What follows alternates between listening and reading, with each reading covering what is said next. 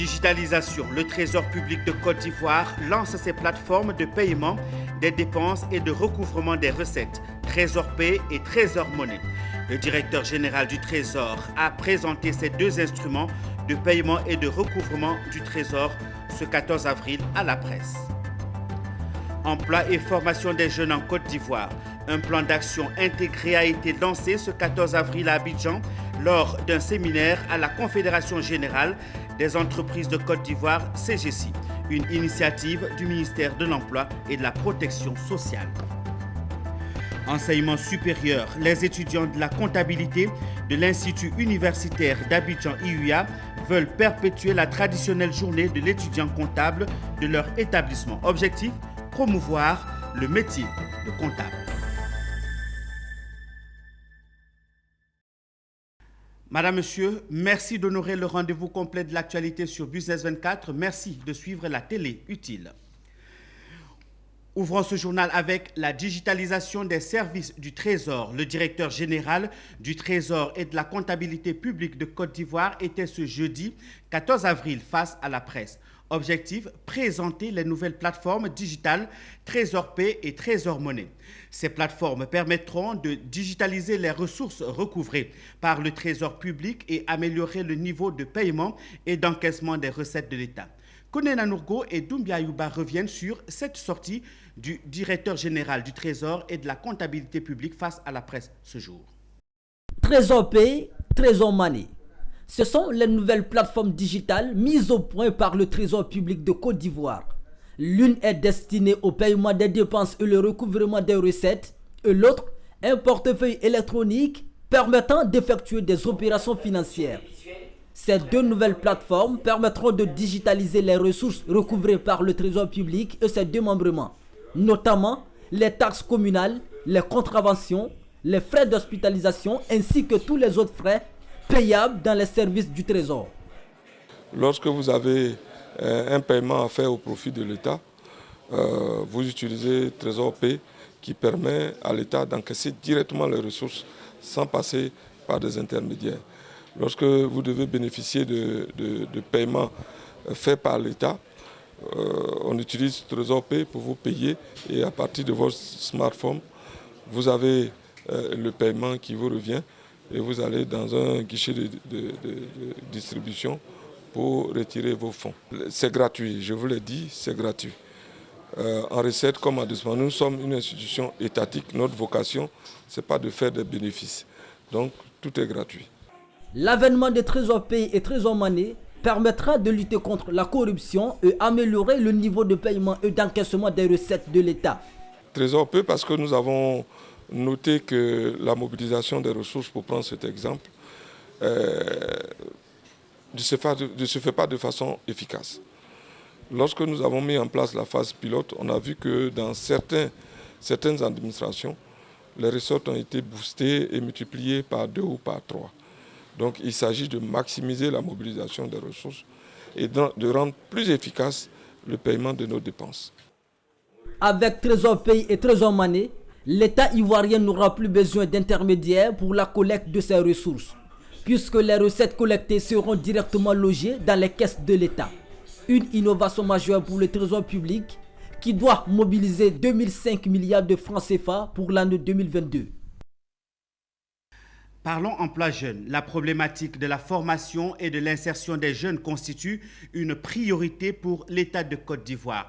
Une réflexion sur la question s'est ouverte ce 14 avril à la maison du patronat à Abidjan. La réflexion permettra de trouver des solutions concrètes pour favoriser l'employabilité des jeunes et lutter contre le chômage en Côte d'Ivoire. Cette rencontre qui regroupait 3 autres ministères a été initiée par le ministère de l'Emploi et de la Protection sociale. Comprenons de quoi il s'est agi avec nos reporters Patrick Roux, Ismaël Doza, commentaire Mireille Abalé. Définir et valider un plan d'action national intégré pour renforcer l'adéquation emploi-formation. Tel est l'objectif de l'atelier tripartite qui s'est ouvert ce jeudi 14 avril 2022 à la maison de l'entreprise à Abidjan. Abordant son propos, Adama Kamara, ministre en charge de l'emploi, a fait savoir qu'en plus de nombreuses réponses à l'employabilité et à l'insertion professionnelle proposées par l'État ivoirien, les experts de cet atelier de réflexion devront mettre l'accent sur la promotion de la carte des emplois, une condition sine qua non pour résorber le chômage en Côte d'Ivoire. La question de la formation, de l'adéquation de l'emploi et de la formation est une question qui doit être traitée avec un des plus grands pragmatisme et de cause. Notre pays, légitimement ambitionne de transformer structurellement son économie par voie de l'industrialisation. La carte de l'emploi en adéquation avec notre modèle économique d'industrialisation en lien avec les industries que nous ambitionnons légitimement d'installer dans notre pays doivent tenir compte des métiers à exercer dans ces entreprises. À cette occasion, le directeur de cabinet du ministère en charge de l'enseignement technique, Sangaré Moustapha, a rappelé les 2 programmes majeurs, à savoir l'école de la deuxième chance et l'Académie des talents, qui mettent en lumière la formation pratique pour renforcer les compétences et aptitudes des apprenants. Je fais l'implication en amont du secteur productif, notamment dans la définition des objectifs et des contenus des programmes, est absolument indispensable. En outre, l'instauration d'une culture axée sur la formation par alternance est aussi nécessaire en vue d'améliorer significativement les formations des apprenants et de leur garantir l'aptitude, gage d'une insertion en activité plus aisée. Notons qu'au cours de cet atelier, une feuille de route a été élaborée ainsi qu'un rapport synthétique de l'atelier et des principales conclusions et recommandations ont été adoptées. Cet atelier de formation a été initié par le ministère de l'Emploi et de la Protection sociale en collaboration avec ses pairs de l'enseignement supérieur et de la recherche scientifique, ainsi que l'enseignement technique, de la formation professionnelle et de l'apprentissage. Un autre atelier, cette fois de lancement de l'étude portant évaluation du système d'intégrité dans 4 administrations publiques en Côte d'Ivoire qui s'est tenu ce 14 avril à Abidjan. Cet atelier organisé par la Haute Autorité pour la bonne gouvernance en partenariat avec l'Agence allemande pour la coopération technique GIZ s'inscrivait dans le cadre de la coopération entre la Côte d'Ivoire et l'Allemagne. Ce projet vise à promouvoir diverses institutions publiques en matière d'intégrité pour une saine économie. Les détails dans ce reportage que signent Amidia Souba et Richard Akeke. Une vision commune, celle de lutter contre la corruption à travers le projet de bonne gouvernance pour l'accroissement des investissements et de l'emploi en Côte d'Ivoire. Ce projet vise à promouvoir diverses institutions publiques en matière d'intégrité et de recevabilité et les encourager vers une meilleure économie et une concurrence loyale d'autre part. Cette formation de la HABG et des référents des administrations cible sur la méthodologie et la cartographie des risques de corruption, infractions assimilées et de fraudes. Pour cette phase de lancement, ce sont 4 administrations qui bénéficieront de la mise en œuvre des approches et des outils de prévention de la corruption et de renforcement du système d'intégrité conformément aux normes internationales. Cet atelier adoptera une méthodologie basée sur une approche itérative déclinée en 2 étapes entre l'équipe technique du projet et les différents participants. À travers le deuxième axe de ce projet, la GIZ et la HABG traduiront la réalisation d'une étude d'évaluation du système d'intégrité des administrations cibles avec une cartographie des risques de corruption pour chacune. Un partenariat qui permettra de mutualiser les efforts afin de lutter contre la corruption. Quand Monsieur le Président de la République de la Côte d'Ivoire a déclaré que la lutte contre la corruption et la promotion de la bonne gouvernance sera une priorité du gouvernement ivoirien, l'Allemagne est vraiment à côté de la Côte d'Ivoire pour soutenir ce processus. Aujourd'hui, nous sommes très honorés de participer à l'atelier de lancement de l'étude pour l'évaluation du système d'intégrité dans 4 administrations publiques en Côte d'Ivoire à travers notre programme pour la promotion de la bonne gouvernance qui soutient ou qui accompagne la Côte d'Ivoire depuis 2020 dans le processus d'améliorer la bonne gouvernance en Côte d'Ivoire. Une rencontre d'expertise permettra de sensibiliser toutes les parties prenantes au cours de cet atelier. La corruption est on l'a dit, on le sait, c'est un problème compliqué, complexe. Donc les administrations, la perception, ce qui nous intéresse, c'est la perception des Ivoiriens, ce que les Ivoiriens perçoivent comme corruption dans notre pays. Voilà. Donc les études statistiques ont montré, ont ciblé un certain nombre d'administrations où la perception doit être améliorée. Voilà, donc cet atelier vise à atteindre cet objectif. Il faut souligner qu'au cours de cet atelier, toutes les parties prenantes seront informées, sensibilisées pour une meilleure appropriation et implication au processus de réalisation de cette étude. La 22e édition de l'atelier de l'évaluation Lab a refermé ses portes ce mercredi à Abidjan. Cette session de renforcement de capacité a permis aux acteurs de l'évaluation de mieux comprendre la gestion des projets et programmes de développement à travers des outils numériques. L'initiative ivoirienne pour l'évaluation cheville ouvrière de la rencontre enregistre un bilan positif et annonce ses perspectives au bénéfice des acteurs de développement. Le point avec Zénab Dosso et Doumbia Ayouba. C'est fini pour l'édition 2022 de l'atelier de l'évaluation Lab. Cet atelier a permis à 35 acteurs de l'évaluation, la plupart issus de l'École nationale d'administration ENA, d'encaisser un panoplie d'outils pour gérer les projets et programmes de développement dans l'exercice de leurs fonctions.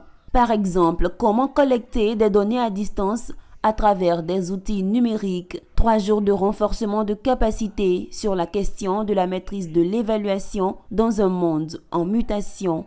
Il s'agit désormais de la mise en œuvre des acquis de cette formation dans les services dont ils ont la charge. Et cela nécessite un accompagnement technique selon les participants. Des acteurs de l'évaluation mieux outillés aujourd'hui dans la question de l'évaluation du développement dans un monde en mutation. C'était là l'objectif fixé par la cheville ouvrière de l'atelier de l'évaluation Lab, l'initiative ivoirienne pour l'évaluation. Ce n'est pas un thème qui est nouveau pour moi, puisque nous l'avons appris pendant nos formations à l'école. Mais j'avoue que ce soir, et pendant ces 3 jours de formation, nous avons été enrichis.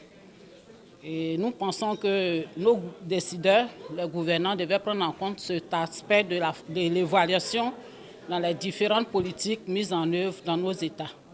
Peut-être qu'il faut un accompagnement technique parce que souvent, on peut avoir la bonne volonté, mais les institutions dans lesquelles nous appartenons n'ont pas les éléments techniques qui nous permettent de mettre en œuvre ce qu'on a appris.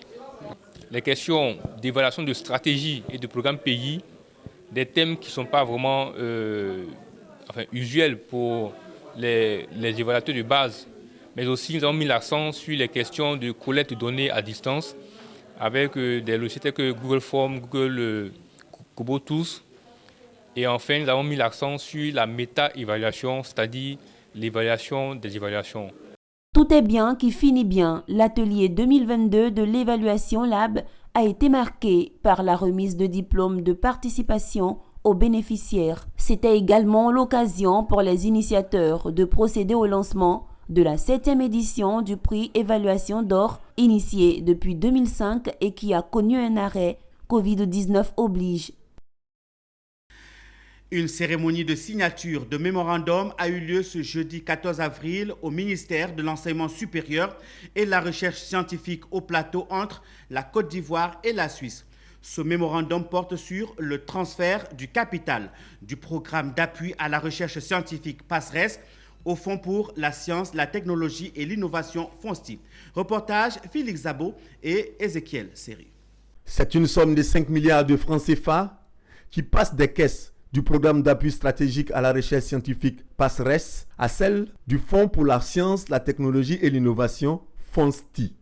Cette somme servira à faire de l'enseignement supérieur et son écosystème, notamment la recherche, un pôle d'excellence avec financement régulier. Cet argent est le fruit de la coopération scientifique ivoiro-suisse. Une coopération qui a abouti à la signature d'un mémorandum dont la Côte d'Ivoire et la Suisse tirent de nombreux avantages.